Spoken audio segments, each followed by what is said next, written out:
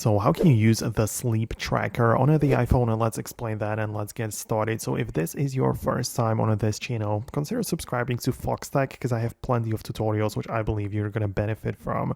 So you can open up your health app and go to the search, and from those like different categories you can go to the sleep right away, and there is like a sleep score which you can browse, or you can just tap on the sleep right away and check out your time spent sleeping plus the sleep stages and all of that. So once you have all the data, you can just browse through it and just see all of the different things and the information of various different kinds.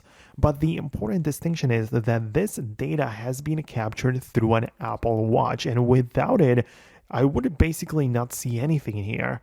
If you don't use the Apple Watch to track your sleep, then the health app in the sleep section looks vastly different, as it doesn't display much, only shows the time in bed based on how many times you unlock the phone and used it. So that's the only thing you can do. You can set up the bedtime notifications and alarms and the time in bed and whatever, but it doesn't give you the proper information about it, as it has no way of getting that without the sensor on the wrist. So that's why the Apple Watch is kind of necessary for the sleep tracker to actually work. So yeah, I just tried to explain it as best as I could. So let me know what you think about it below. Share your thoughts and opinions.